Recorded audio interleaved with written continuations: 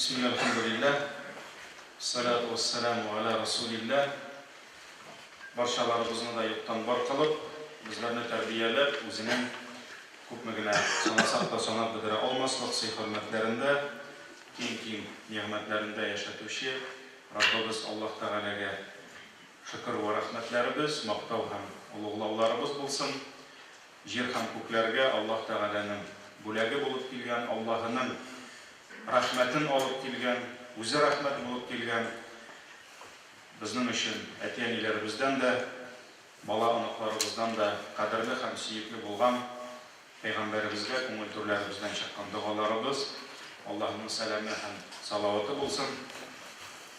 Ham endi shu haq yo'lni davom etib, o'zlarining turmush ravishlari etib qabul etgan ham qiyomat kunigacha shu yo'lda bo'lgan bo'lajak barcha musulmon va muslima qardoshlarımızga da Allohning salami, rahmat ham inshaalloh barakatlari bo'lsin.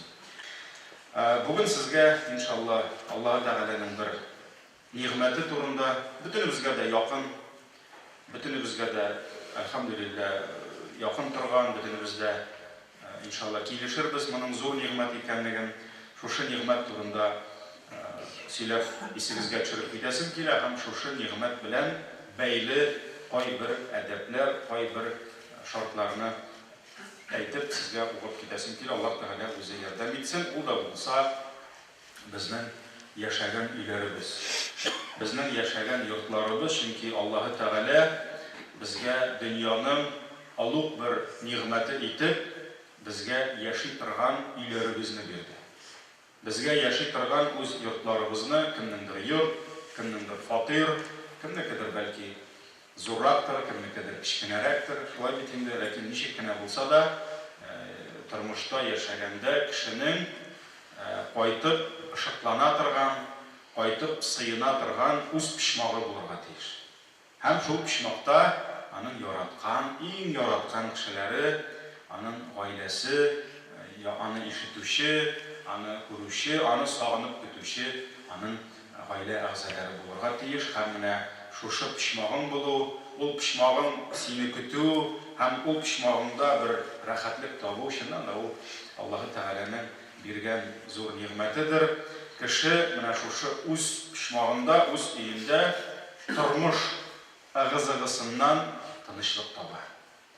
Uramda sovuqin, lekin uy, yurt seni shu sovuqindan nishli yashira, sıyındira, nishib etib qoz o'zining babkalarini jili qonat ostidan jig'an kibik shulay bitimda bizning uylarimiz shu sovuqindan, uramda sovuqin, lekin bizning uyda yashaydi. Ham shulay yo'q jay kuni issi shillalarda da albatta quyosh ostida yurisi kelmaydi. Qoyadir sovuqinroqqa kirasi kelar, ham ko'p vaqtda uylarimiz alhamdulillah bizga qo'laga berib, o'zining huzurunda, o'z qushog'ida shu rahatlik, sovuqinlikni beradi. Ham Alloh taolo uy turunda Qur'onda bir necha o'rinda bizga esga oladi.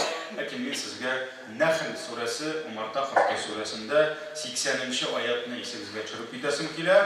Ham bu oyatda da anlaşılan yurtning uy degan ne'matning vazifasi vallohu ja'ala lakum min buyutikum sakana. Alloh taolo aytadi, Alloh sizga uylaringizni rahatlik, tinchlik tobu uchun tabu o'rni etdi deydi.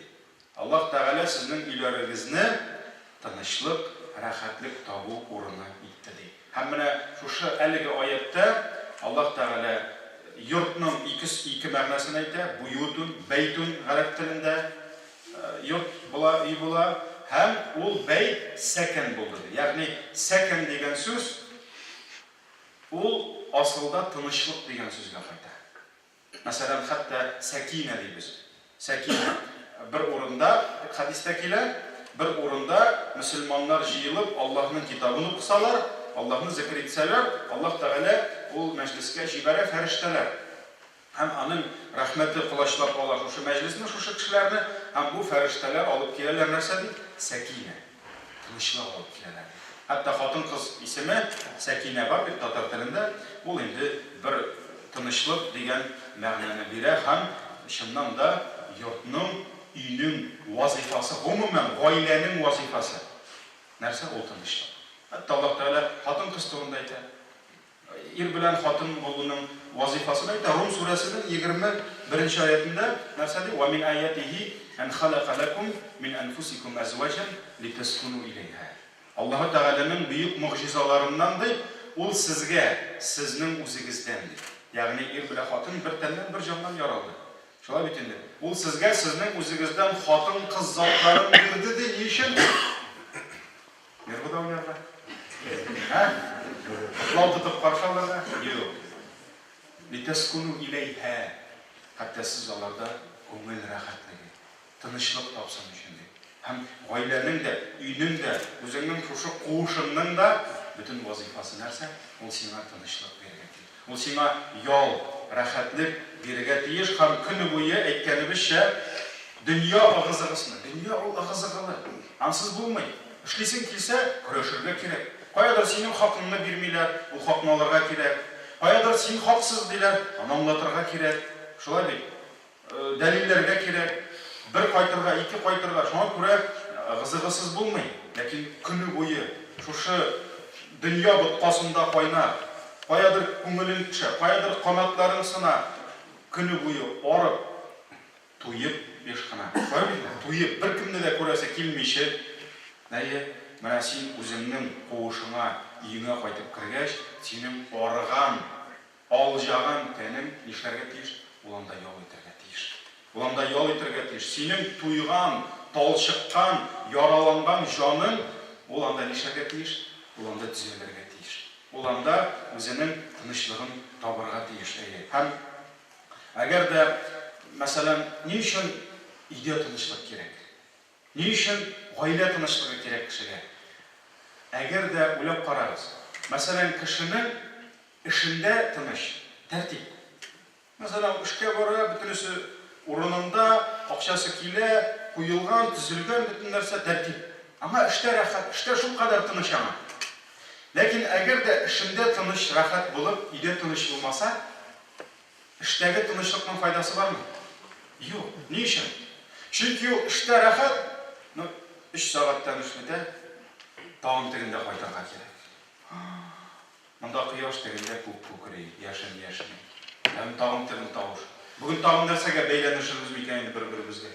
Бүген тагын сугышып бетмәсбез. Ягъни ул эшендә рәхәт булса да, ул көне буе кичкә кайтасы өен уйлый. Өйдә тынычлык юк. Шуңа күрә эштәге рәхәтлектә, әгәр дә өйдә рәхәт булмаса, аның файдасы юк. Әгәр дә эштә тыныч булмаса, өйдә тыныч булса, эштәге тынычсызлыкны җиңеп була. Ни өчен? Чөнки ул түзә дә һәм ул белә, мин кайтам ди Алла.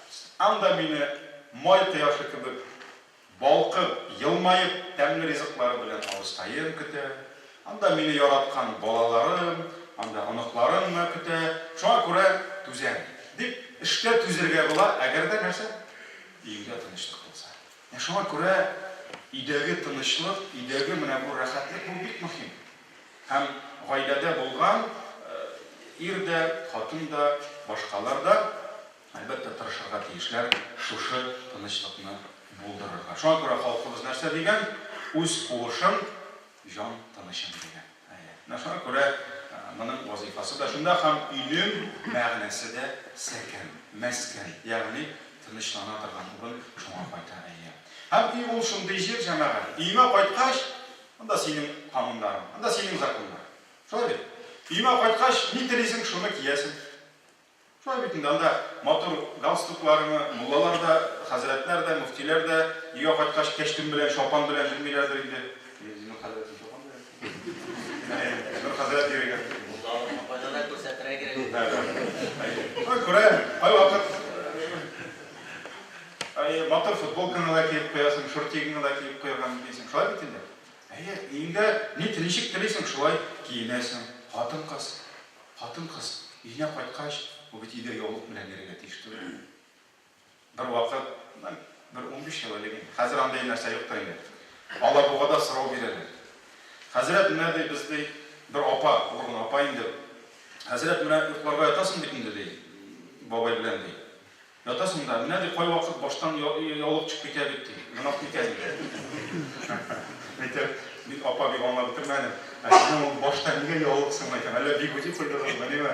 Юк та ничек инде ди мөселман хатын яулык белән булырга тиеш. Безнең абыстай әйтте ди, үлгәнче яулык бәйләсен. Мәйтәм бу бик зур гынах. Нәрсә? Нәрсә гынах дип әйтәм, ир янында яулык бәйләп иде. Ул синең матур чәчләреңне күрмимени? Ул синең төс кыяфәтеңне күрмимени? Ишегендә кая язылган? Шуңа күрә хатын кыз өйгә кайтты, тамам. Ул яулыкларын сала, озын күлмәкләрен сала һәм без әлбәттә сөенеп хатын кызларыбыз яулык бәйле. Сөенеп озын күлмәккә, чөнки бу гыйбадәт. Әмма ләкин бу мәшәкать. Мәшәкать, моны кем әйтә мәшәкать түгел дип? 30 градуста. Ярый без ирләрнең җиңел. Түбәтәй фарыз түгел бит. Дибездә хатыннар артында басып кына йөрибез. Тегеләр яулыклар артында хатын кыз бит алай булдырамы?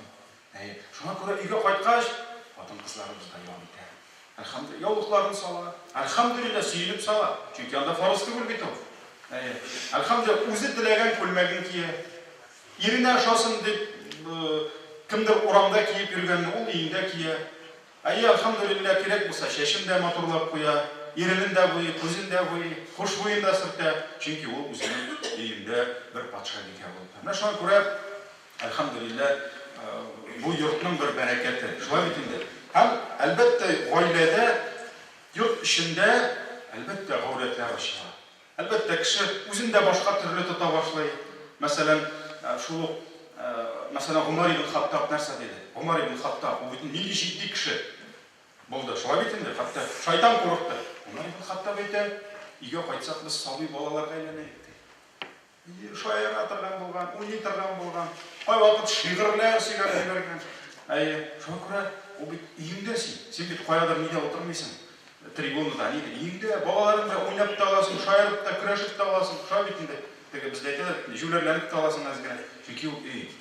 Һәм менә шушы өйдә синең бөтен җирең ачылгач, син уйныйсың, шаярасың, гаурәтләр ниләр ачылгач, менә бу синең өең башкалар өчен ул үзе гаурәткә әйләнә. Синең менә бу өең башкалар өчен нәрсәгә әйләнә?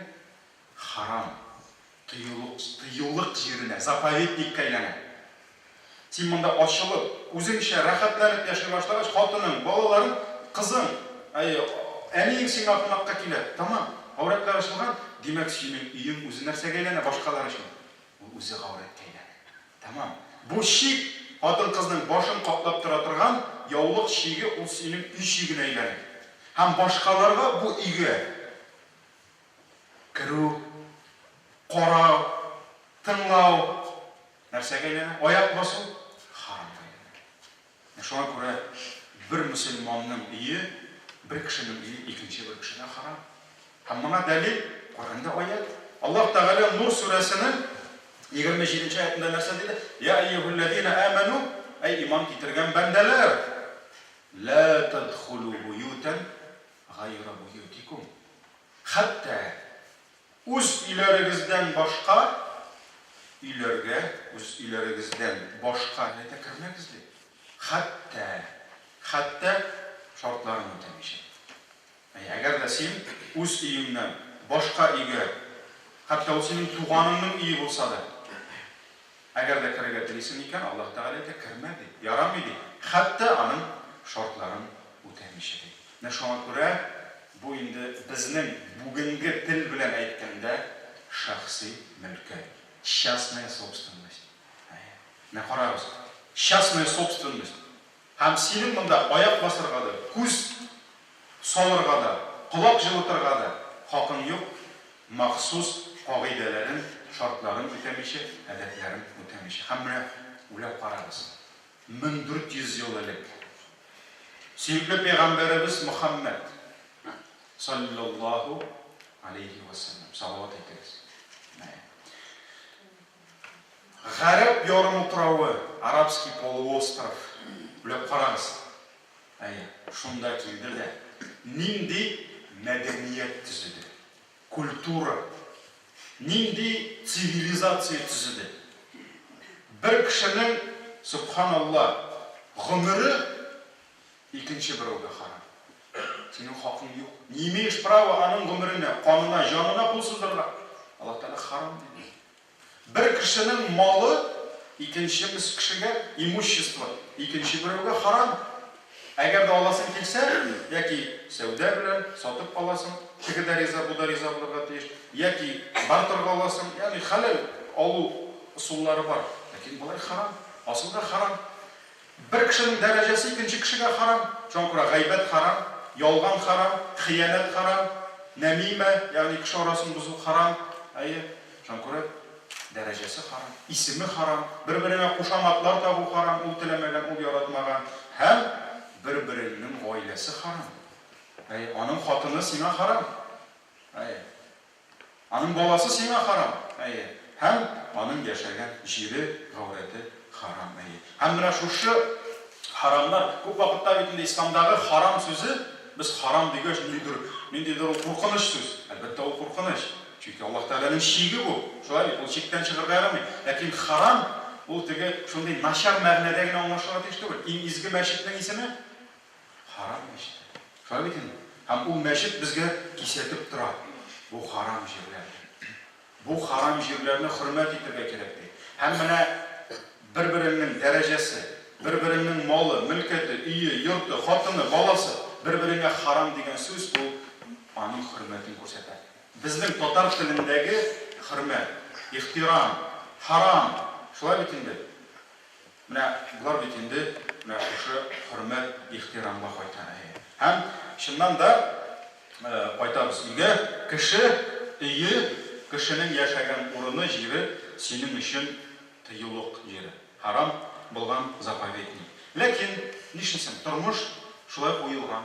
Еш кына күршеңә керергә, туганына барырга, бөтенләй таныш булмаган кешеләргә хаҗәтең төшә, һәм аларның өйләренә барырга кирәк, керергә кирәк. Нишләргә?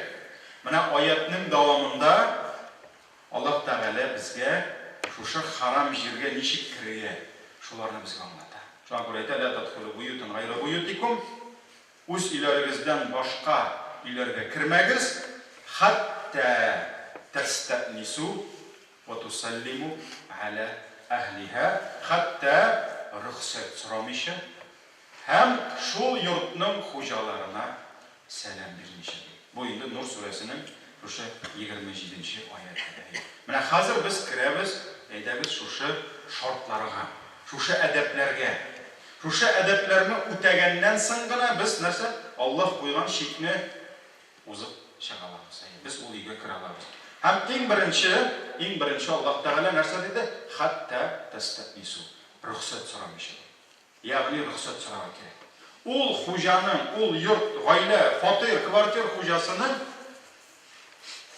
теләге, рөхсәте бармы сине кертергә? Ул аның җире. Теләсә кертә, теләсә юк, теләмәсә юк. Шулай бит. Шуңа күрә Аллаһ Тәгалә иң беренче нәрсә диде? Рөхсәт сорарга. Ничек рөхсәт сорарга? Урамга басып, кирим әле дип булмый бит. Беренче үзеңнең килгәнеңне белдертергә кирәк. Һәм исламда нәрсә бар? Ишек шаку. Ишек шаку дигән әйбер бар. Инде хәзерчә әйткәндә звонокка басу, яки мәсәлән шәһәр җирендә 10 этажлы йортта, анда бит инде беренче кат 19-нчы этажда яши, сиңа керәсе кеше аста подъезд ишеген коксаң, анда башың белән суксаң да, типсәң дә, ул аны ишетми, домофон бар. Шулай бит инде. Шуңа күрә син беренче үзеңнең аның шушы җиренә керергә теләгеңне белдерәсең. Һәм исламда шаку дигән нәрсә бар. Шулай бит инде. Әгәр дә шакыдың, кыңгырауга бастың, домофонга бастың, үзеңнең килгәнеңне һәм керергә теләгәнеңне белдердең, ләкин сиңа җавап бирмәделәр. Керергә хакың бармы? Юк. Син китергә тиеш. Синең хакың юк. Чөнки сиңа нәрсә? Рөхсәт килмәде. Шуңа күрә син китергә тиеш. Хәтта аларның өйдә булулары билгеле булса. Нигә китмим? Алар бит өйдә булсын. Син бит рөхсәт сорадың, алар кертмәделәр. Димәк, шуңа күрә Аллаһ Тәгалә нәрсә ди? فَإِنْ لَمْ تَجِدُوا فِيهَا أَحَدًا فَلَا تَدْخُلُوهَا حَتَّى يُؤْذَنَ لَكُمْ. Әгәр дә сез шунда керергә тырышып та, ул өйдә берәүне дә тапмасагыз, беркем чыкмады, беркем кер димәде, рөхсәт ителмичә кермәгез ди. Коръән аяты. Аллаһ закон. Аллаһ Тәгалә әйтте, пока рөхсәт юк, кермәгез ди. Кермәгез ди. فَإِنْ قِيلَ لَكُمْ ارْجِعُوا فَارْجِعُوا. Әгәр дә сезгә китегез диелсә, китегез ди. Ул әйтә, мин сине кертәсем килми. Юк, син мине кертергә тиеш. Юк, аны кертәсе килми. Шулай булгач нәрсә? Китегез ди. Һәм нәрсә ди? Хуа әзкәрәкум, бу сезнең өчен яхшырак. Бу безнең өчен яхшырак. Безнең әдәбебез, иманыбыз өчен, ул кардәшебезгә, ул кешегә карата мөнәсәбәтебез буларак, хөрмәтебез буларак бу яхшырак китегез ди. Бу Нур сүрәсенең киләсе 28-нче аяты булды. Һәм ишек шаку. Яки звонокка басылмады. Сүннәт буенча сөйкле пәйгамбәребез безне 3 мәртәбә белдертергә өйрәтте. 3 мәртәбә. Һәм Имам Бухари, Имам Муслим җыентыкларында, хадис җыентыкларында без күрәбез, сөйкле пәйгамбәребез саллаллаху алейхи ва саллям, әгәр дә берегез 3 мәртәбә керергә рөхсәт сорап та, аңа җавап булмаса, борылып китсен, кайтып китсен. 3 мәртәбә. Димәк, bir тапкыр белдерткәннән соң әле көтергә була. Чөнки 3 мәртәбә рөхсәт сорап та җавап булмаса, кайтып китсен диде. Бу Бухари Муслим риваятында килә. Һәм менә галимнәребез шушы 3 мәртәбә рөхсәт сорау, ягъни шакуның безгә хикмәтен шулай аңлаталар. Иң беренче синең сигнал, ягъни син шакыдыңмы, звонокка бастыңмы, домофонмы, иң беренче ул ди ишетсеннәр өчен.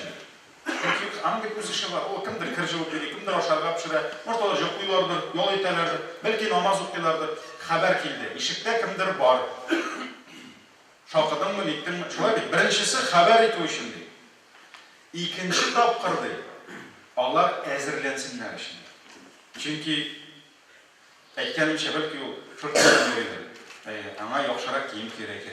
Бәлки хатын кызга нәрсә гавратларын ябырга кирәктер. Бәлки үз бүлмәсенә кирип китәргә кирәктер. Бәлки аларның өйләре сине кабул итәргә нәрсә әзер түгелдер. Шулай бит. Шуңа күрә икенче тапкыр белдертү галимнәребез әйтә, моның хикмәте алар әзерләнергә аларга мөмкинлек бирә. Шуңа күрә бу тегел ни түгел, килдеңдә 1, 2, 3 тапкырында киттем түгел. Юк. Шуңа күрә аның үзенең әдәбе бар. Шулай бит инде. Өченчесе аларга ди ишек янына килеп, яки сине кер дип рөхсәт бирсеннәр өчен, яки инде кирмә дип сине кире каксыннар өчен. Менә бу галимнәрнең хезмәтләрендә килә инде. Чөнки аларга ихтияр бирелә. Уларның җире, уларның өе, теләсә кертә, теләмәсә кертмәй. Ләкин менә монда бер мәсьәләне әйтергә кирәк, һәм моны галимнәр дә әйтә.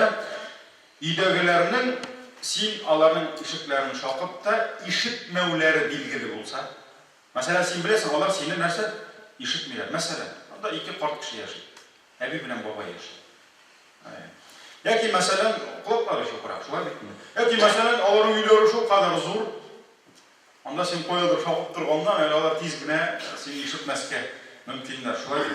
Яки мәсәлән, бала чагасы шаулый. Кунакка килгәннәр, оныкларны өйләр шаяралар, шабалар, сине ишетмәскә мөмкиннәр. Ул вакытта галимнәр әйтә, пәйгамбәребез куйган читтән арттырырга ярый. Ягъни 3 мәртәбәдән артыкта нәрсә шакырга, хәбәр бирергә ярый. Шулай да галимнәребез әйтә, шулай да кеше ди ишек шакыганда үзенең әдәбен, үзенең әхлагын сакларга тиешле. Ягъни мөселман кешесе килеп, җыдрык белән ишек тию, җыдрыгы аргач аяк белән тибу, әлбәттә ул мөселман гадәте түгел, ул инде эчеп кисереп кайткан сархош гадәте. Шулай бит инде. Шуңа күрә мөселман ястүдән өенә кайткач, аяк белән ишек тибә башлагач, күршеләр, безнең мөселман кардәш кайтты дип әйтерлек булмасын инде. Шуңа күрә хәтта мәсәлән, элек бит инде өйләр бәләкәй булган. Шулай бит инде, ул бит инде шатыр булган. Ул бер шатер, палатка булган. Шулай бит инде, ул хәзерге кебек бит инде, мәсәлән, пәйгамбәребез вакыты, тем более ул бит инде 60-лы стена, андый нәрсә булмады. Шулай бит инде. Шуңа күрә сахабалар радиллаһу анһум хәдисләрдә килә, алар пәйгамбәребезнең өенә килсәләр, аны борчырга куркып, тырнак белән шакыйтырган. Мәсәлән, булай торып шакымаганнар, булай торып та түгел, менә булай тырнак белән, менә шулай аның ишегенә, шулай торып тырнак белән генә, ягъни пәйгамбәребез каршында түбәнчелек саклап, аңа хөрмәт саклап, тырнак белән генә шақыры тұрған болғаннар әйе. Ләкин енді қазір мүмкін, бек мүмкін сенің тырнақ біліп шақуыңны ешбір кімде ешітмәскен мүмкін. Шуай бетінде, бигіректі шақар жерінде, анда неше қот ешіп, шуай бетінде, анда не, 100 рубль болырған мүмкін. Ләкин сахабалар шулай болған. Ярар, біріншісі болды, ешік шақуы звонокқа басы рұқсат сұрау. Шулай бетінде. Алға таба, кіші өзінің кірерге тілегін шақып нетіп білдіргеш, қазір бетінде не мұғайын, иншалла, мұға рұқсат болып, нәрсе, мұны кіртірге мүмкінді. Алдағы біздің этап деп айтегенде, ол нәрсе ешік ашылу. Мінәуі ешік ашылуға, ешікні шақушы әзір болырға тиіш, һәм ислам әдәбі бойынша ешік шақушы, кіші үйіне кірерге тілеуші бұсағаның ортасында басып тұрға тиішті. Паротның. Ол яки ешікнің бұ ямағына, яки бұ ямағына, яки оңына, яки суына көшірге тиіш.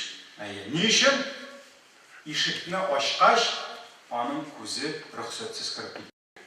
Чөнки кішінің гәудесіне қарай бірінші нәрсесі кірі? Көзі кірі.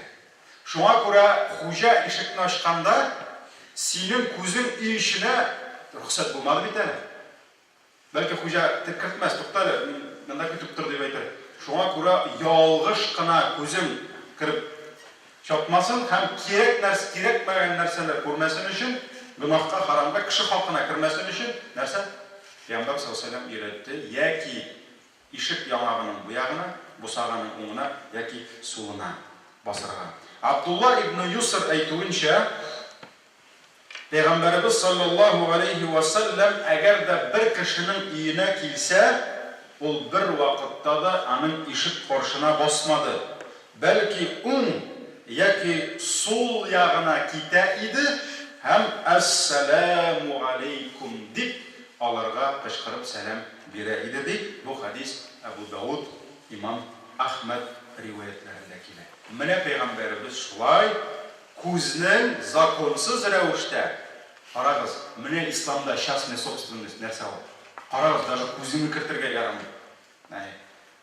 Пейғамбар саллаллаху алейхи кете тұрған болған. Һәм хайырлырек. Иншалла, ешіктің нәрсесі көгәні боламы? Битлесі яғына басарға. Чөнки bu яғына бассаң, ешік әлек бетінде көбірек шаршау ма не болған? Қазір битләлі ешік. Әгер де сен bu яғына бассаң, әзгін ашылса да көзің кіріп кетер. Шуңа тура хайырлырек bu яғына, яки қырғарақ кетерге. Не үшін? Көз кірмәсін үшін. Һәм бір вақыт, бір сахаба, Пейғамбарымыз саллаллаху алейхи ва салламның ишік түбіне келіп, рұқсат сұрайды, кірерге, һәм ишік қаршына басар. Босаға да басып тұрады. Пейғамбарымыз саллаллаху алейхи ва саллам айтты, алай басмады, чөнки исламда үйге рұқсат сұрап кіру көз қарашы білен бәйлі болды дейді. Яғни не үшін исламда рұқсат сұрап кірі керек? Көзің тілесе нәрсе көрмесін үшін бетінде. Бүтін хикмет шында бетінде. Әгер де сенің гәуден кірмеші көзің ішке кірі екен, мұнда бетінде рұқсат сұрауының нәрсесі қалмайды. Хикметі қалмайды. Шуңа көре Пейғамбар саллаллаху алейхи ва саллям айтты, исламда рұқсат сұрап кіруінің бүтін хикметі көз білен бәйлі.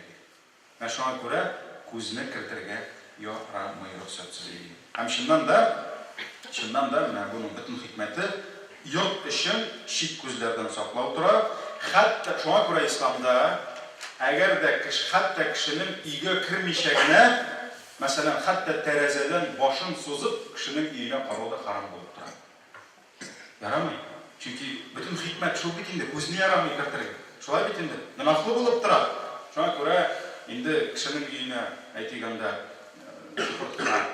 нендейдір камералар қою, анда нәрселер қою, ол бітімісі харам. Не үшін? Чөнки ол кішінің шақсы нейі. Шуай бет. Һәм Пейғамбар саллаллаху Бухари Муслим риуаятларында келе, Пейғамбар саллаллаху айтты, қарашыншы қот айтты. Нендей рахимлі, субханалла, нендей шафқатлы, әдәплі Пейғамбарыбыз қой вақыт, қой бір гүнахларының шыннан да зорлығын көрсету үшін неше кетіп қот етіп айтайды.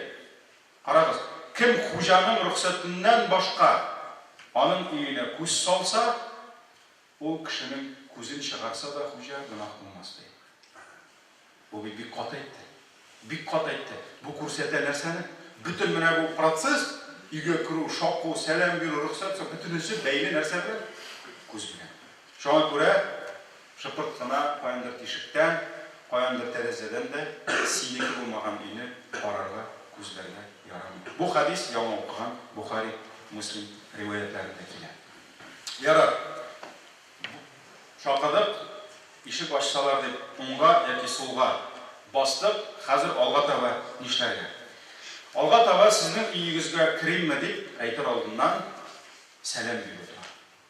Чүнки Аллах Тағала нәрсе дейді, хатта тастатнису, отусаллиму ғана әхлика дейді. Кірмәгіз үйлерге хатта рұқсат сұрағаншы, һәм құжаларына сәлем бергенші. Аллах Тағала кірмәгіз dey сәлем бергенші.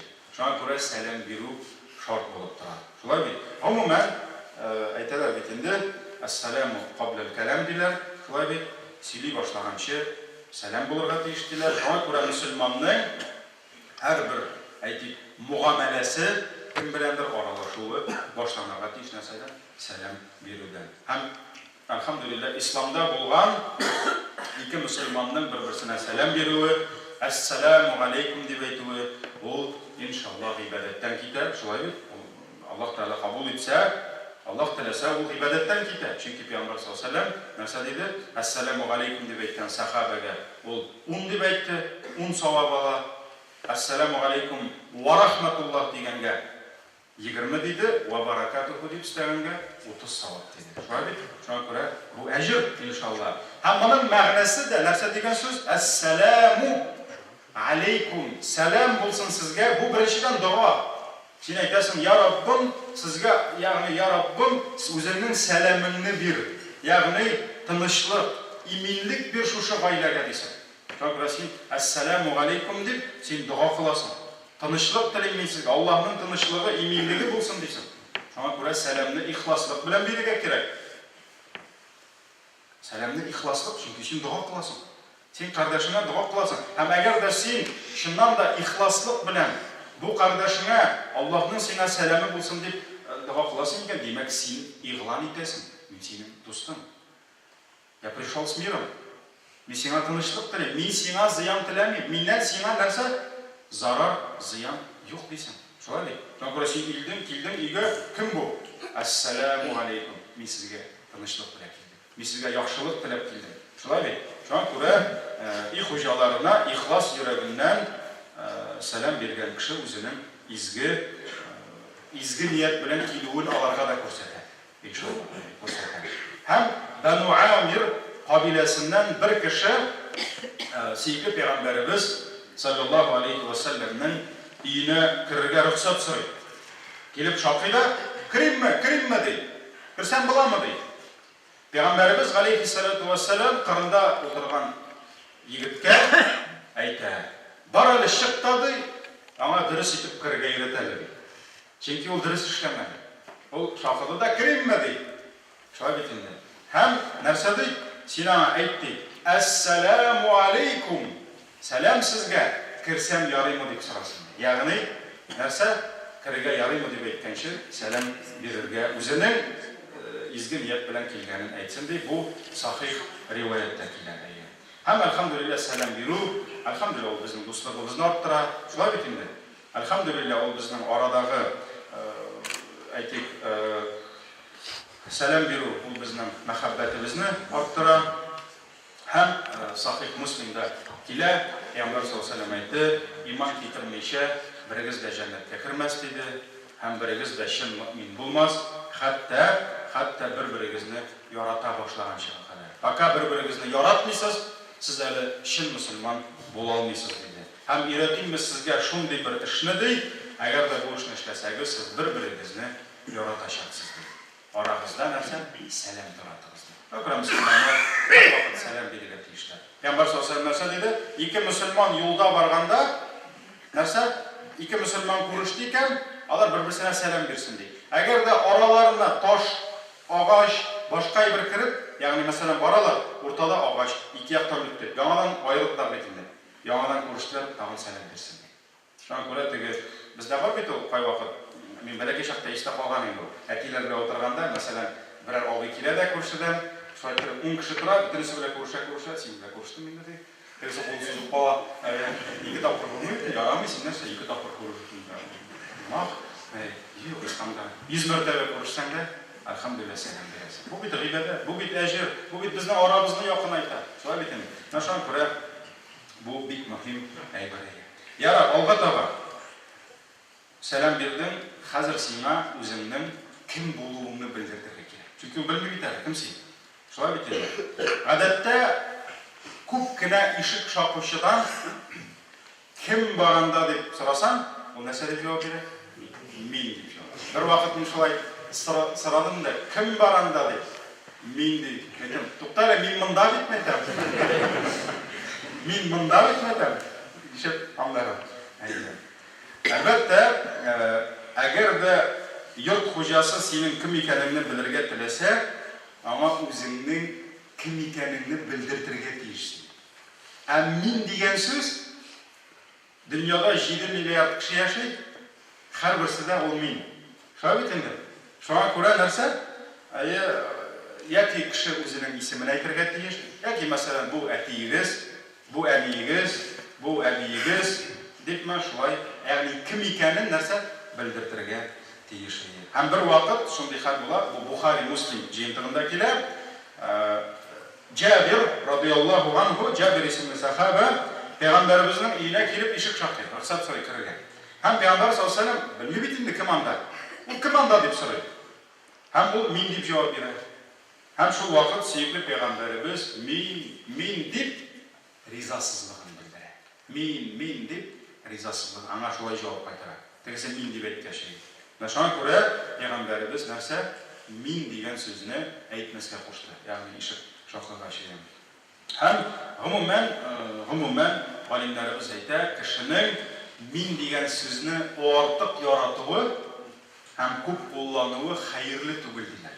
Хәерле түгел диләр һәм ул кешенең нәрсәсенә кайта, минлегенә кайта. Аның тәкәбберлегенә кайта. Һәм галимнәр әйтәләр, әгәр дә кеше ишек шакыгач, кем баранда дигәч, мин дигәч, ул кеше үзенең мин диюеннән дә хуҗалар аның кем икәнен аңларга тиеш дип уйларга мөмкин. Шулай бит инде. Мин дип әйттем бит инде. Мин дигәч, сез мин икәнне белергә тиеш идегез. Алай түгел. Син тукта, син монда да мин, тегендә дә мин. 7 миллиард мин бар. Шуңа күрә нәрсә?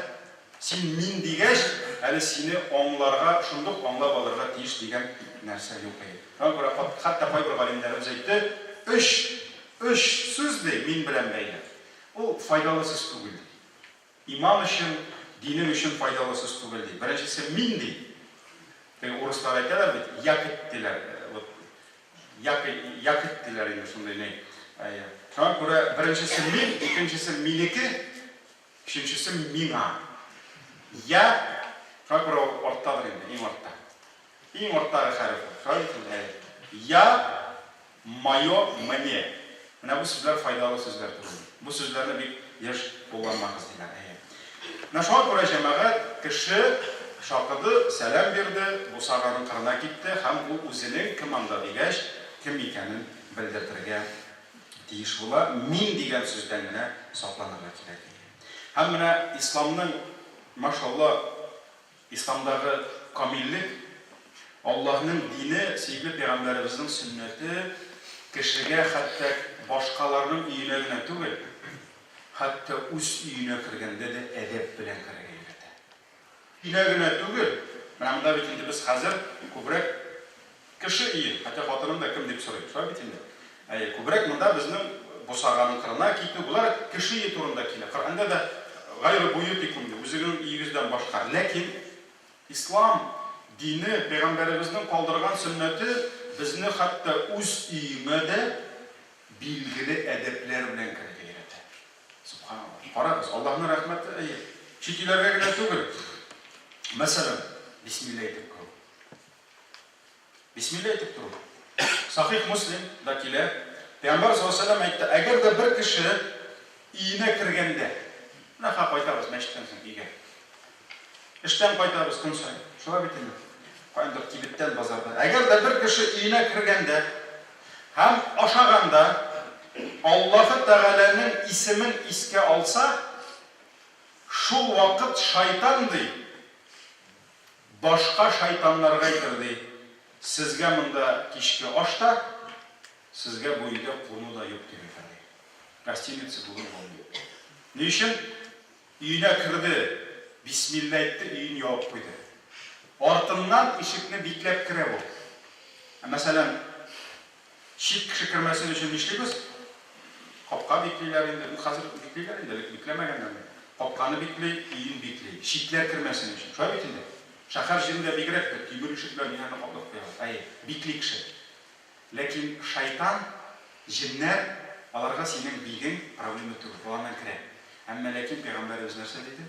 Артыңнан ишегеңне биклисең ишек, бисмилла әйтә. Кем дә кем өенә кергәндә бисмилласын әйтеп керә, шайтан башка шайтаннарга әйтә, бүген урамда юк дисез. Или барыгыз нәрсә? Бисмилла әйтмәгән кешеләргә кереп йоклагыз. Бу өйгә кереп булмый бүген. Әгәр дә кеше кайткач ашый, ашаганда бисмилласын әйтеп ашый икән, шайтан нәрсә ди? Бүген безгә ужин юк ди. Безгә кичке аш юк ди. Шуңа күрә Аллаһ Тәгалә bütün бәндәләренең, хайваннар, кошлар, бөҗәкләр, мәхлукларының ризыкларын бүлгәннән соң шайтан сорау бирде. Шулай бит? Шайтан сорау бирде. Раббым минем ризыгым кая? Шайтанга да ошара кирәк. Аллаһ Тәгалә бит аңа бирде рөхсәт кыямәткә кадәр. Аңа яшәргә кирәк, как-то выживать бит надо. Дөньяда. Ул белә ризыксыз яши алмый, ул мохтаҗ ризыкка. Ризыкны кем бирә? Кыямәткә кадәр вакытны да, отсрочканы да Аллаһ бирә. Шуңа күрә Аллаһтан сорады. Шулай бит? Әлемнән сорамады, фәрештәләр Аллаһтан сорады. Ул белә кемнән сораган. Һәм ризыкны да Раббым акая минем ризыгым диде. Хадистә бар бит. Пәйгамбәрнең хадисендә. Аллаһ Тәгалә нәрсә дип җавап бирде? Минем исемемне әйтми ашаган кешенең ризыгы синең ризыгың булыр диде. Шуңа күрә кем бисмилласын әйтми, шайтан аның ризыгын ашый. Бәрәкәтен ди. Шуңа күрә әдәп булып тора, артыңнан бикләп керү ишекне, ягъни бисмилла әйтеп керәсең. Шулай бит? Әлхәмдүлиллаһ, менә бер Аллаһның исеме белән кирдең, шайтанга бүген нәрсә юк куну. Сезгә монда куну да, кичке аш та юк дияр. Әгәр өенә кергәндә Аллаһ исемен искә алмаса, шайтан башкаларга әйтер ди, сезгә монда кунырга урын бар дип әйтер ди. Таптым квартира. Булды, бүген йоклыйбыз җылда. Сезгә монда кунырга урын бар дип әйтер ди. Әгәр дә ризыгын Аллаһ исемен алмый ашаса, сезгә куну урыны да әле кичке ашта таптым дип әйтер ди. Кичке ашта. Бу имам Муслим риваятында. Шуңа күрә бу әдәп булып тора. Хәтта үз өенә кергәндә дә бисмилла әйтеп керү һәм әлхәмдүлиллаһ. Хәтта дугасы да бар. Дугасы да бар. Өйгә кергәндә дуга китапларын карагыз ачып, өйгә кергәндә, өйдән чыкканда аның әдәбе булып тора, махсус дуга кылу. Махсус дуга кылу һәм инде ул дуга килә инде. Аллаһумма инни ас'алука хайрал мавлаж ва хайрал махраҗ ва бисмиллаһи валajna ва бисмиллаһи харajna ва ала Rabbina tawakkalna дип тә килә. Һәм инде кысасына аның инде бисмиллаһи валajna ва бисмиллаһи харajna ва ала Rabbina tawakkalna. Аллаһ исеме белән кайттык, кирдек, Аллаһ исеме белән чыктык һәм Аллаһ Тәгаләгә тапшырдык. Йортыбызны, гаиләбезне, тормышыбызны, бөтен нәрсәбезне. Һәм Пәйгамбәр саллаллаһу алейһи ва сәллям әйтә, әгәр дә бер кеше өенә керсә, шушы сүзләрне әйтсен ди, "Сумма юсаллим ала ахлиhi", соңыннан гаиләсенә сәлам бирсен. Менә шуңа күрә өемә кергәч, менә без инде алдагы әдәпкә киттек. Шулай бит, без инде сәлам бирү. Шулай бит инде. Әдәп буенча кеше үз өенә кайтып кергәндә, мәсәлән, ишектән керә, ишек ачык булырга мөмкин, ачкыч белән кергән мөмкин. Шулай бит. Идәгеләргә ул үзенең кайтуын белдертергә тиеш. Яки мәсәлән, тамак кыра, яки ютәлләп куя, яки янда мин кайттым ди. Әнисе мин кайттым, балалар мин кайттым ди мәсәлән, төрлечә әйтергә мөмкин. Яки әни без кайттык.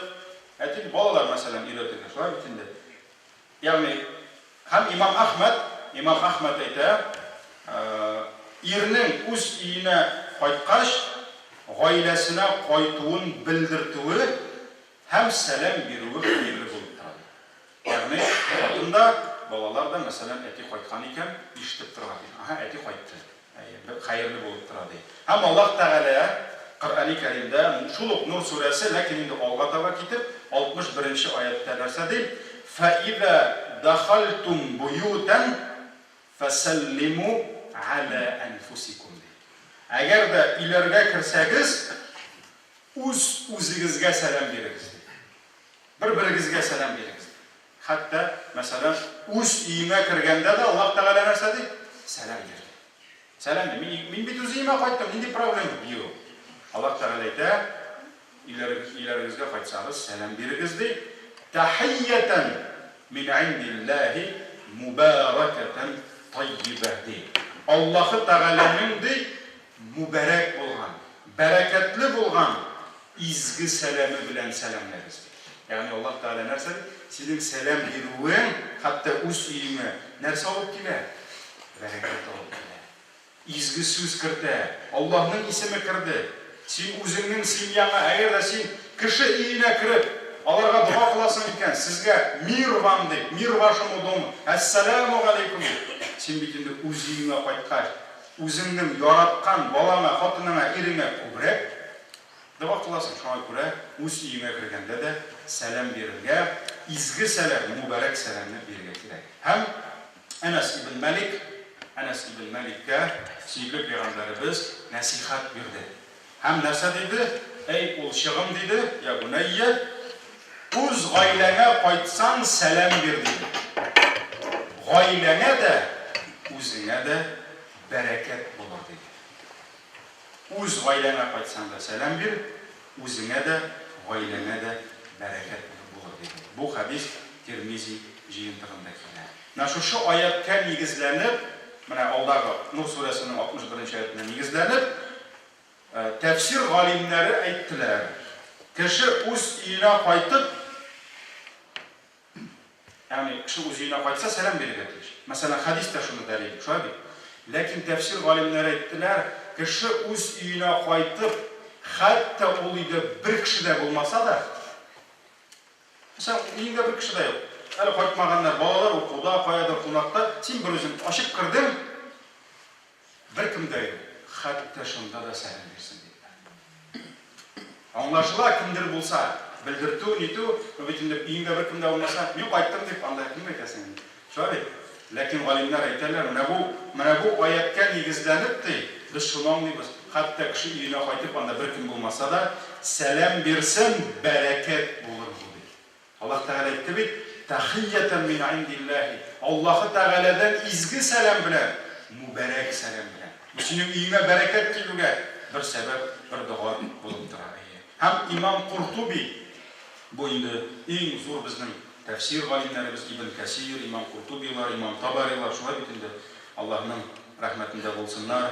Imom Qurtubi shusha Nur surasining 61-oyati turida aytadi, agarda kishining uyina qaytibdi, bir kimda uyida bo'lmasa, ya'ni kishi uyina qaytsa, assalomu alaykum deb aytasiz. Unsavob va rahmatulloh desan 20 umumiy salom. Shu bitinda Imom Qurtubi aytadi, agarda uyida bir kishida bo'lmasa, u uyina salom bersin, assalomu alayna va ala ibadillahis solihin. Qayda biz buni o'qiymiz? At-tahiyat. Bu butun musulmonlar belgili. Assalomu alaykum bo'lsa, salom iminlik bo'lsin sizga. Assalomu alayna bo'lganda, salom iminlik bo'lsin bizga. Bir kim yo'q edi bitan. Singina. Shunga ko'ra Imom Qurtubi aytadi, assalomu alayna, salom iminlik bo'lsin bizga va ala ibadillahis solihin, ham Alloh taolaning izgi bo'lgan butun bandalarga. Siz butun musulmonlarga duo qilasiz. O'sha so'zim bilan. Shunday deb aytsin deydi. Ham sahobalarda menda bir ko'p rivoyatlar keladi, men har birisini keltirasim kelmay, sahobalarda o'z uylariga qaytsalar, bir kimda bo'lmasa, rivoyatlar keladi, ular assalomu alayna va ala ibadillahis solihin deb o'zlari salom berar edilar dedi. Shunga ko'ra alhamdulillah, hatto kishi bo'lmasa-da salomning barakati, Alloh taolaga duo qilgan barakat iminlik kelsin shunday. Mana bu da bir adab bo'lib turadi. Shunday yo'q. Masalan, uylarga kirganda, masalan, boshunda uylar ular shik kishida to'g'ri. Lekin ular baribir sening Хатының балам хөкемендә дә түгел. Мәсәлән, әти-әниеңнең өе. Мәсәлән, син киләсең әти-әниеңнең өенә. Хәтта алай гына түгел, мәсәлән, синең өеңдә әти-әниең яшәп ята. Буламы шулай? Була. Менә моның да үз әдәбе бар. Мәсәлән, исламда әти-әниеңнең өенә, мәсәлән, әниң яши. Яки аларның бүлмәсенә рөхсәт сорамыйча керергә ярамый. Һәм моңа да шулай бик күп китерергә була. Ләкин мин сезгә Ибн Масгуд, Абдулла ибн Масгудтан килә, бу Байхақи Имам Ахмад риваятларында Ибн Масгуд әйтә, сез әниләрегез янына кергәндә дә рөхсәт сорарга тиеш ди. Рөхсәт сорарга тиеш ди. Һәм бик күп шушы сахабалардан килгән риваятларда нәрсә дип килә? Мин әниемә, мәсәлән, бер табигый килә сахабага, мин әниемнең өенә керсәм, әниемнең бүлмәсенә кергәндә рөхсәт сорыйммы дигәч, алар нәрсә дип җавап бирәләр? Әниеңне уңайсыз хәлдә калдырасың килмәсә рөхсәт сора ди. Шуңа күрә әни дәгән, мәсәлән, бу бит ичке күлмәк белән йөрергә мөмкин. Шулай битме? Уңайсыз хәлдә калырга мөмкин. Яки мәсәлән, аның бүлмәсенә кергәндә ул ятып торып, аның әйтик киеме ачылган булырга мөмкин, юрганы ачылырга мөмкин. Шуңа күрә нәрсә? Рөхсәт сорау, хәтта үз әниеңнең, әти-әниеңә дәгән бар дип әйтелә. Хәтта җәмәгать Коръәндә аят бар. Нур сүрәсенең, шулай Нур сүрәсе, хәзер инде 61-дән әз генә алгарак килә, 58-нче аят укыгыз кайткач. Нур сүрәсенең 58-нче аятында Субханаллах, Аллаһ Тәгалә балаларны да өлкәннәр бүлмәсенә, мәсәлән, өйдә әти-әнинең бүлмәсе бар, родительская, шулай битме? Әти-әнинең бүлмәсе. Әти-әнинең спальнясы бар, шулай бит? Хәтта Аллаһ Тәгалә нәрсә? Өч вакытта хәтта балаларга да нәрсә? Рөхсәтсез кирмәскә куша. Хәтта бала, мәсәлән, 10 яшьлек бала. Инде әлбәттә 2 яшьлек балага син балакай тәфсир укыдыңмы? Менә монда нәрсә язылган? Алай булмый. Гомумән, мәсәлән, сорау туа бит инде, еш кына сорыйлар. Мәсәлән, баланы мунча кертү бар бит инде. Шулай бит инде. Мәсәлән, әни алып барган мөмкин бәләкәй баланы. Мәсәлән, кашан гаурат хөкеме нитә? Аурая. Мәсәлән, инде ялырга кирәк баладан нидән әйтәләр? Инде Аллаһ алым 7 яшьтә диде. 7 яшьтә. Хәзер балам 7 яшьлек икән, инде ул балам хәзер аның янында теләсә ничек киемсез йөрү булмый. Чөнки ул инде аңлый, күрә, нитә, шулай бит инде. Шуңа күрә әни кеше дәгән, аның хәтта шул 7 яшьлек баласы белән булса, ниндидер әйтик, ограничениялар куела әнигә дә. Мәсәлән, 1 яшьлек бала белән мунча кергәндә 2 яшьлек белән проблема юк. Шулай бит инде, мунчада кием белән кирми, әни дә тиде. Ләкин 7 яшьтә инде шушы әйберләр килә исламда. Шуңа күрә нәрсә? 3 вакытта Аллаһ Тәгалә тиде. Иртәнге намазга кадәр ял вакыты. Өйләдән соң ял вакыты булырга мөмкин. Һәм ястүдән соң. Шуңа күрә нәрсә? Әти-әни бу вакытта ял итәргә мөмкин булса, ул вакытта рөхсәтсез хәтта балалар да кирәк тиеш. Аларны өйрәтергә кирәк, бәләкәйләр. Әгәр дә күз тондырып килеп керә икән, 10 яшьлек, 8 яшьлек кызың, улың синең иптәшең белән ял итә торган бүлмәгә, мәсәлән, ял вакытында нидә әйтергә кирәк? Кызым, ярамый. Бу әти-әнинең бүлмәсе. Бу харам җир. Менә харам җир шушы инде. Бәләкәйдән өйрәнсен. Шулай бит инде. Өйрәнсен бәләкәйдән. Бу әти-әни бүлмәсе. Ниндидер бер теге харам җир дигәч, начар җир түгел. Бу бер изге җир кебек. Чөнки әти-әни ял итә торган җир бу. Бу әти-әнине борчырга ярамый торган вакыт ди. Шуңа күрә, мәсәлән, мин үзем әти буларак инде, мәсәлән, кич клубда иде малайлар теге урысча әйткәндә вламывать итә башласалар, мин аларны сүзләр. Бу әти-әнигезнең бүлмәсе. Тамам, сез монда ипләп кенә рөхсәт сорап итәргә тиеш. Ләкин көндез ишек ачык, шулай бит инде. Әни керә, әти керә бүлмәләренә, андый вакытта гомум рөхсәт бар икән, проблема юк. Ләкин балаларны өйрәтергә кирәк. Менә бу әйбергә. Бу запретный зона. Яки мәсәлән, бу кызларның бүлмәсе. Бу кызлар бүлмәсе. Малайлар теләсә ничек анда киреп йөрергә тиеш түгел. Мәсәлән, кемнең кызы бар, малайлары бар. Шулай бит инде. Яки бу малайлар бүлмәсе. Шуңа күрә кызларны да кием алыштырган булырга мөмкин вакыт. Шуңа күрә өйрәтергә кирәк. Бу харам җирләрне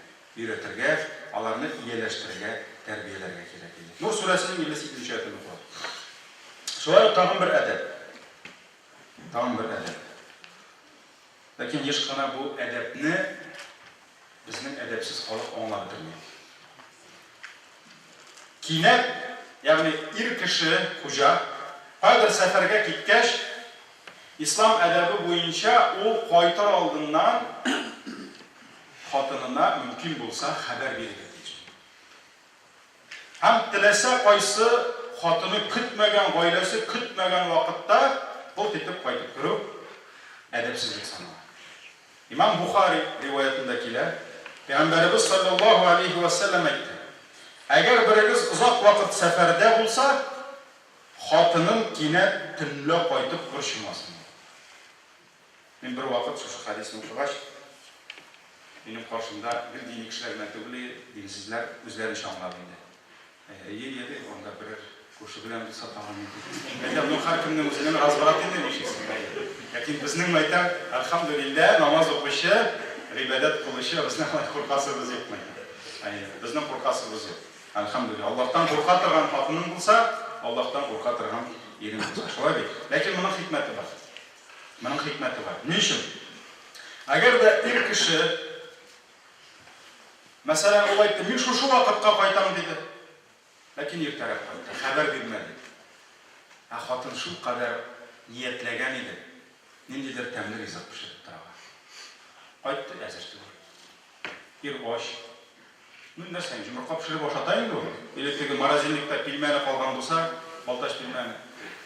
Уларны бер 5 минут сармак пилмәне барам. Дөрес түгел, хәләл түгел. Ул инде аны җылытып ашата, но бит хатынның нәрсә? Башка әйбер пешерәсе килгән. Аның инде тегендә итендә җибетергә куйган иде. Но вот төнсез кайтып кирде. Бу бозаман ине, тәртипне бозаган мөмкин. Яки мәсәлән, яки хатын йокларга ятты, ир кайтырга тиеш иртәгә иртән камырларын куйды, бөтен нәрсә әзер, Алла бирсә иртәгә ясанып, бизәнеп көтеп тора. Төнге 2дә ишек шакылдата. Болай да җүнләп чыкмаган хатын кич буе. Чәчләр торган, күзләр шешенгән. Ну, монда бизәне турында вообще сүз юк. Ишекне ачып җибәрә, ну инде дөрес түгел. Шулай. Шулай монда ир дә мәхрүм була. Нәрсәдәндер? Үзенең хакыннан һәм хатында ниндидер үзенең изгелегеннән, иренә изгелек кылудан нәрсә мәхрүм була. Шуңа күрә, шуңракта бүгенге көндә бигрәк тә телефон бар. Шулай бит инде, телефон бар, ни бар? Алдан шалтыратып хәбәр бирергә тиеш ира.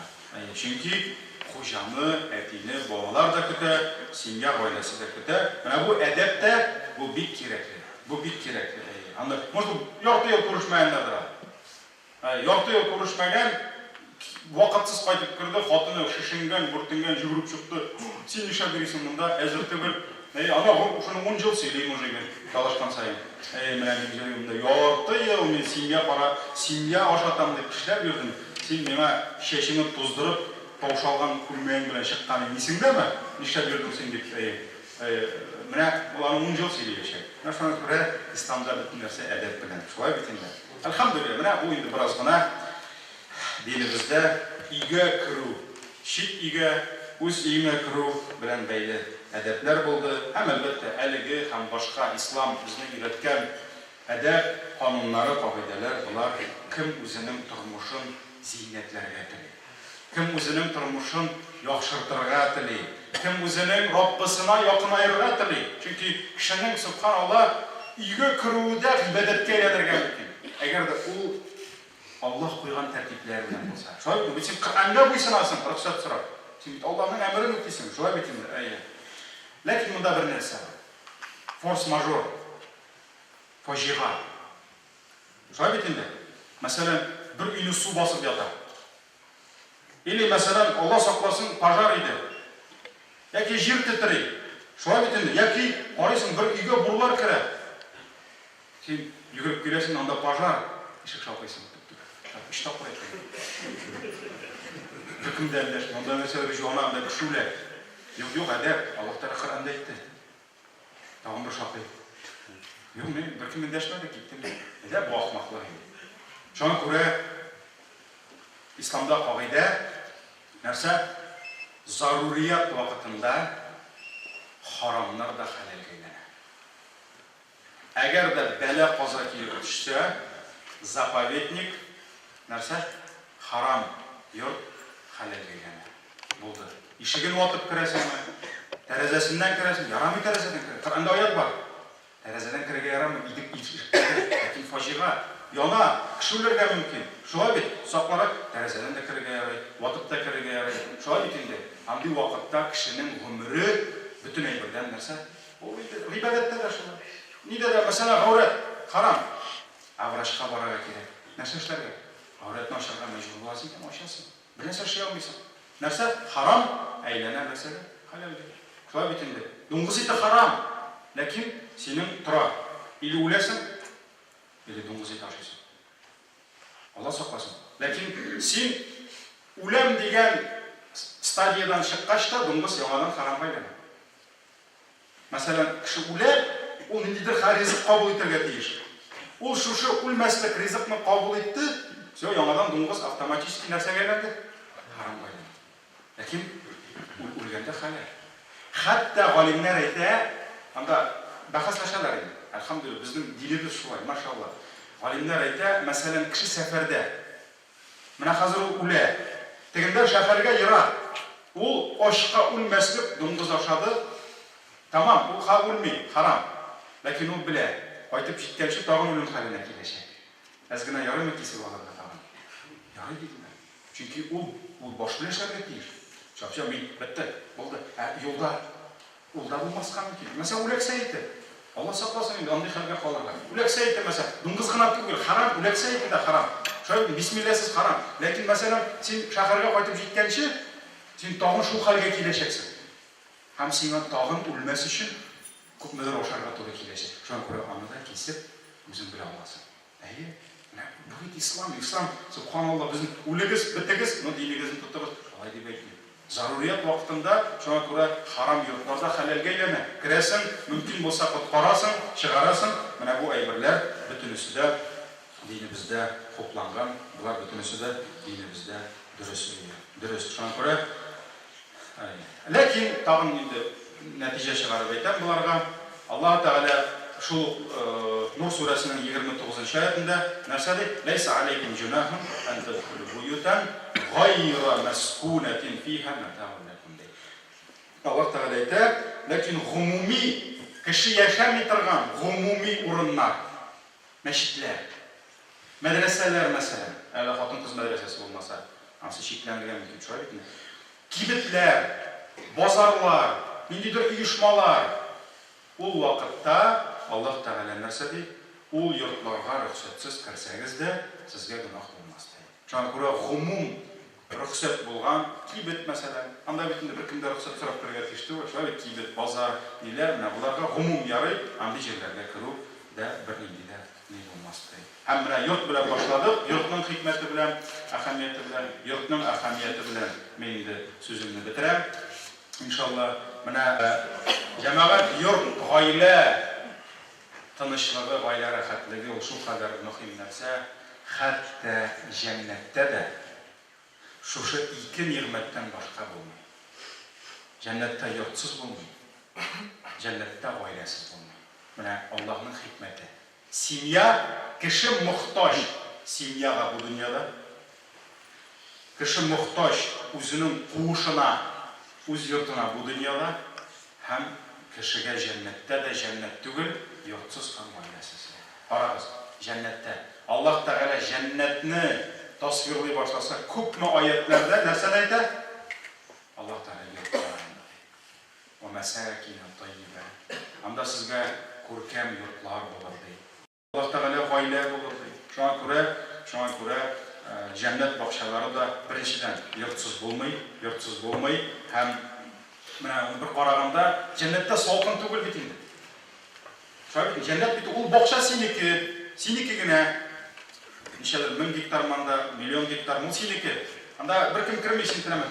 Ләкин анда да Аллаһ Тәгалә әйтте, бер кирпеше алтын, икенчесе көмеш, шулай бит штукатуркасы, әнҗе, мәрҗән, зөбәрҗәт анда ислемай. Аллаһ Тәгалә йортларны тасвирлый. Әлхәмдүлилләһ, нәрсә? Іштен тышы көрінәді, тыштан іші көріп, шуан көрә нәрсә? Анда да йортлар бар, йортсыз болады. Һәм анда да гаилә бар, гаиләсез болады. Хәтта галимнәребез әйтте, bir кеше бу дөньяда гаилә төзи алмады. Булырга мөмкинме? Субханаллах, күп авыру кешеләр бар. Гәриб-гурабәләр бар.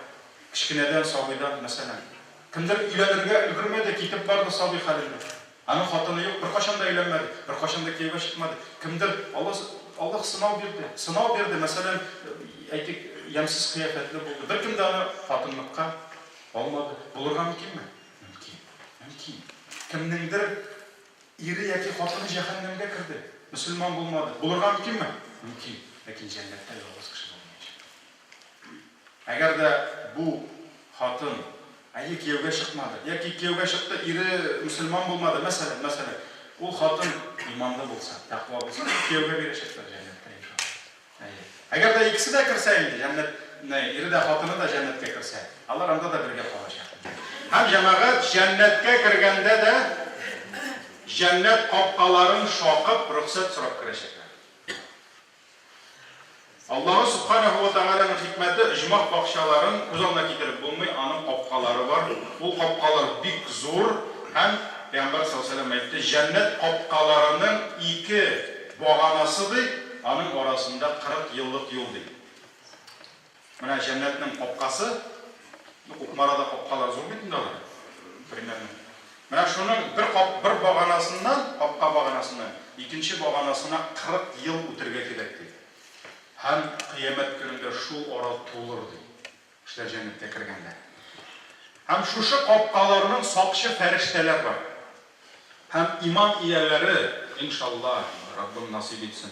Дөньяның ыгы-зыгысын, әҗәл ачысын, кабер тарлыгын, кыямәт хисабын, сират күперләрен үткәннән соң алар җыелачаклар җәннәт ишек төбенә. Инде Раббым безне шулар җөмләсеннән кылса. Һәм аның капкаларына иң беренче булып Аллаһ Тәгаләнең иң изге, иң хәерле мәхлугы киләчәк. Кем? Пәйгамбәрбез Мөхәммәд саллаллаһу алейһи ва саллям. Ул иң изге мәхлук. Ул хәтта ул Җабраилдан да изге. Аллаһның гаршыннан да бийек аның дәрәҗәсе. Һәм ул киләчәк аңа кадәр беркем капка янына килмәячәк. Һәм ул шушы капка янына киләчәк, Пәйгамбәр саллаллаһу алейһи ва сәллям әйтте, кыямәт көнендә мин җәннәт капкалары янына килеп, шул вакыт шул капкаларның ачуын сорармын ди. Ягъни ачыгыз ди. Шуннан соң җәннәт капкасының сакчысы кем син дип сорар ди. Кем соң син? Кем монда бездән ишекне ач дип сорый капканы? Мин Мөхәммәд дип әйтермен ди. Шуннан соң фәрештә әйтер ди, миңа синнән башка беркемгә дә капканы ачмаска кушылды дип әйтер ди. Мин капканы сиңа гына ачам дип, капканы ачар ди. Менә шуңа күрә җәннәткә дә нәрсә? Әдәп белән керәсең. Шулай бит? Рөхсәт сорап керәсең.